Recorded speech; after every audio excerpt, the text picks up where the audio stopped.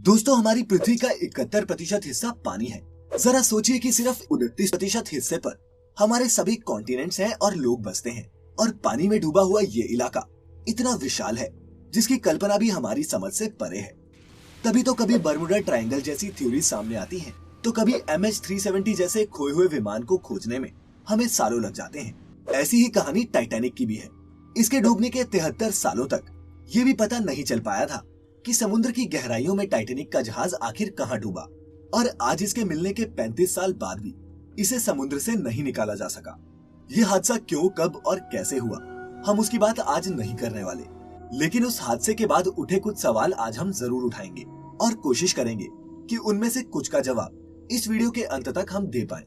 नमस्कार और स्वागत है आप सभी का द मिस्टिका लैंड की इस नई वीडियो में।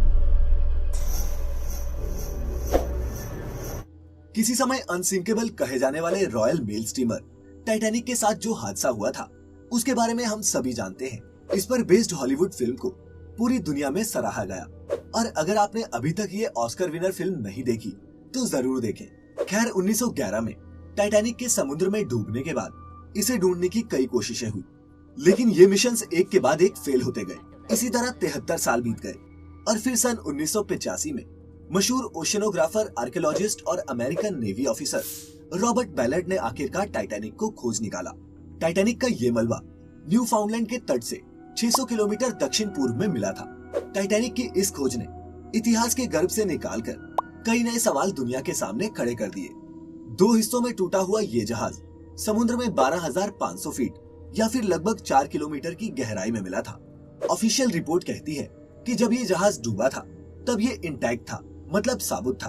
तो फिर समुद्र में ये जहाज दो हिस्सों में कैसे टूट गया? Titanic the new evidence documentary के मुताबिक तो टाइटैनिक आइसबर्ग से टकराने की वजह से नहीं, बल्कि शिप में लगी आग की वजह से डूबा था। दोस्तों, जब टाइटैनिक मिला तब इसके मलबे से जहाज पर मौजूद मेटल, चीनी मिट्टी के बर्तन, जवाहरात और रेयर वाइन जैसी चीजें तो निकाल ली गई, लेकिन टाइटैनिक शिप को नहीं निकाला गया। उसके मलबे को आज भी पूरी तरह से रिकवर नहीं किया गया है। लेकिन दोस्तों, टाइटैनिक के रहस्यों की गुत्थी भी खुल जाती अगर टाइटैनिक को पानी से निकालकर रिसर्च की जाती। अगर ऐसा हो पाता तो टाइटैनिक और उस हादसे के बारे में और भी कई महत्वपूर्ण जानकारियां हमारे हाथ लगती। लेकिन दोस्तों, टाइटैनिक को निकाला नहीं गया, और इस सदी की सबसे रहस्यमयी दुर्घटना का रहस्य आज भी रहस्य ही बना हुआ है। आखिर क्यों तमाम कोशिशों और लेटेस्ट टेक्नोलॉजीज के बाद भी टाइटैनिक को अब तक पानी से बाहर नहीं निकाला जा सका? क्या टाइटैनिक को जानबूझकर नहीं निकाला जा रहा, और क्यों आज भी वो समुद्र की अंधेरी गहराइयों में दफन है? दोस्तों, जब हमने इसके बारे में रिसर्च की तो पाया कि ऐसा नहीं है कि टाइटैनिक को निकालने की कोशिशें नहीं हुई। 1985 में जब टाइटैनिक को खोजा गया था तब इसकी हालत एक जहाज जैसी नहीं थी। समुद्र में दफन टाइटैनिक की इस पुरानी तस्वीर को देखिए। जहाज के नाम पर ये जर्जर ढांचे से ज्यादा कुछ भी नहीं है। दुर्घटना के चश्मदीदों के मुताबिक ये जहाज समुद्र तल पर एक जोरदार फोर्स से टकराया था, जिसकी धमक वहां बचे लोगों ने महसूस भी की थी। इसीलिए सीधे किसी केबल के जरिए या फिर ट्रेडिशनल तरीके अपनाकर इसे बाहर निकालना संभव नहीं था। ये चाय में ज्यादा टाइम तक डूबे हुए बिस्किट को उठाने जैसा था। ऐसे में सबसे पहला सुझाव ये आया कि सबमरीन और मैग्नेट्स की मदद से टाइटैनिक को बाहर निकाला जाए। मगर इस प्रोजेक्ट के सामने कुछ हर्डल्स भी थे, जिनमें से सबसे पहला था टाइटैनिक का वजन। टाइटैनिक का वजन 1,43,000 टन था, और ऊपर से वाटर प्रेशर जो इसके वजन को कई गुना बढ़ा देता। टाइटैनिक 3,750 मीटर की गहराई में मौजूद है। पानी के इतना नीचे वाटर प्रेशर बहुत ही ज्यादा होता है।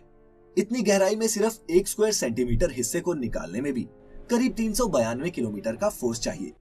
तब ना तो इतने पावरफुल मैग्नेट्स थे और ना ही इतना वजन सहने वाली सबमरीन्स। 21वीं सदी की शुरुआत तक भी साइंटिस्ट के पास टाइटैनिक को बाहर निकालने का कोई ठोस प्लान नहीं था, मगर वो इसके लिए कुछ अनयूजुअल तरीके सोचने में भी लगे हुए थे। ये तक सुझाव आए कि पिंग पोंग बॉल्स की मदद से टाइटैनिक को बाहर निकाला जाए। जी हाँ, आपने बिल्कुल सही सुना, हम light weight ping pong balls की ही बात कर रहे हैं। कहा गया कि अगर टाइटैनिक को पिंग पोंग बॉल से भर दिया जाए तो शिप को पुश करने में आसानी होगी। मगर सुझाव देने वाले लोगों ने ये नहीं सोचा कि शिप रेक तक पहुंचने में ही ये बॉल्स प्रेशर की वजह से फट जाएंगी। वहीं बैलून्स की मदद से भी टाइटैनिक को बाहर निकालने का एक वियर्ड आइडिया सामने आया। प्लान ये था कि हीलियम से भरे बैलून्स को टाइटैनिक के साथ बांध दिया जाए और फिर वो शिप को अपने आप ऊपर खींच लाएंगे। यानी कि वो बैलून्स को हॉट एयर बैलून की तरह इस्तेमाल करना चाहते थे। लेकिन हवा में बात करना बहुत आसान है, ठीक वैसा ही जैसे उल्टे पुल्टे सुझाव देना। लेकिन जब बात होती है रियलिटी की तो हमें बहुत से सवालों का सामना करना पड़ता है।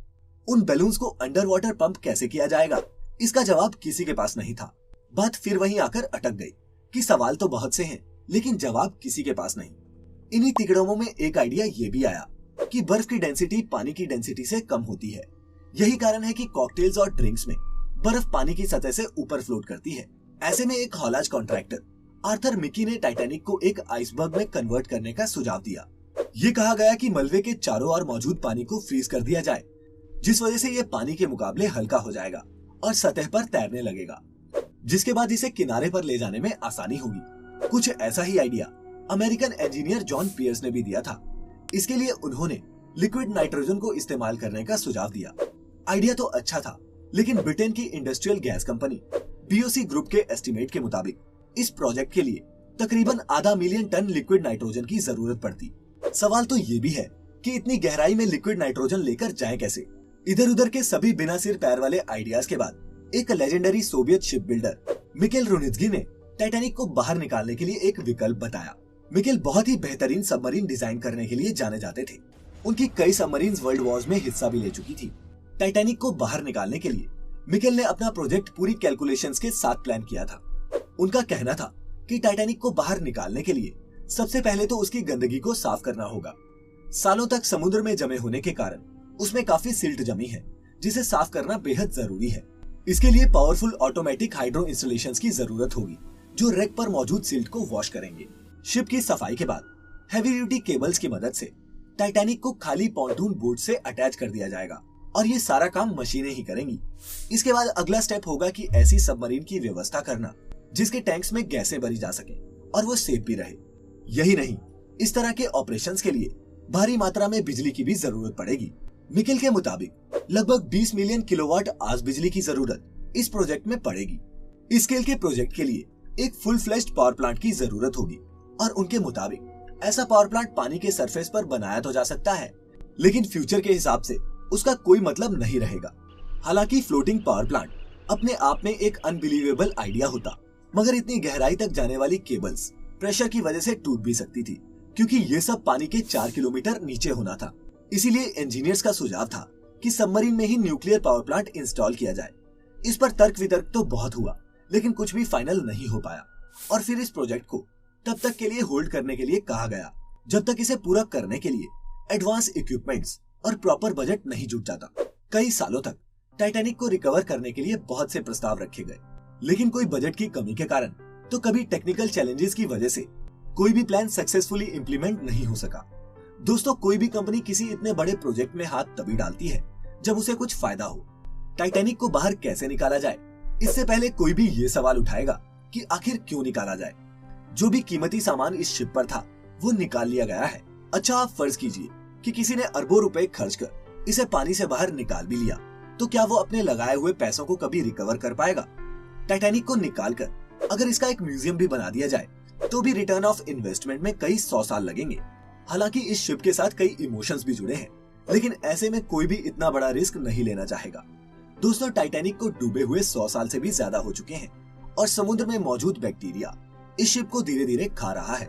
ये भी एस्टिमेट लगाया जा रहा है कि ये हंग्री बैक्टीरिया साल 2030 तक इस शिप को पूरा गायब कर देंगे। यही नहीं, कई समुद्री जीवों ने इसमें अपना बसेरा बना लिया है। यूनेस्को ने भी साल 2001 में इस शिपरेक को अंडर वाटर कल्चरल हेरिटेज की एक प्रोटेक्टेड साइट डिक्लेयर कर दिया। अगर वर्तमान की बात करें तो टाइटैनिक के हालात भी कुछ ऐसे बन चुके हैं कि उसे बाहर निकालने में जितना खर्च आएगा उतने में तो शायद एक नया जहाज खरीदा जा सकता है। इसीलिए दोस्तों, सीधे तौर पर कहूँ तो इन सभी बातों का कंक्लूजन यही है कि टाइटैनिक अब तक बाहर नहीं निकाला जा सका और शायद कभी निकाला भी ना जाए, क्योंकि पॉइंट नंबर 1, टाइटैनिक इतनी बुरी स्थिति में है कि उसे जरा भी छेड़ा गया तो वो धूल की तरह बिखर जाएगा। पॉइंट नंबर 2, जहाज का मलबा समुद्र में कुछ ज्यादा ही गहराई में है, जहां तक पहुंचना और काम करना बेहद मुश्किल है। और पॉइंट नंबर 3, हम इसे बाहर निकालकर करेंगे क्या? इसीलिए ये कहा जा सकता है कि टाइटैनिक को शायद कभी भी रिकवर नहीं किया जाएगा। इसके मलबे की खोज होने के बाद 30 साल से भी ज्यादा का समय बीत चुका है। ऐसे में वैज्ञानिकों को नहीं लगता कि टाइटैनिक के अवशेषों के पास अब बहुत ज्यादा समय बचा है। मगर ये भी सच है कि भले ही ये शिप पानी के अंदर से गायब हो जाए, भले ही इसका नामो निशान भी ना बचे, लेकिन फिर भी टाइटैनिक की कहानी और रहस्य आने वाली कई पीढ़ियों का ध्यान अपनी ओर खींचेंगे। वैसे आपका इस बारे में क्या कहना है, नीचे कमेंट्स के जरिए हमें जरूर बताएं। फिलहाल आज की वीडियो में इतना ही। इंतजार कीजिए हमारी अगली वीडियो का, जब हम आपको लेकर जाएंगे एक और मिस्टीरियस सफर पर। अब हमें इजाजत दीजिए। आपका बहुत बहुत शुक्रिया।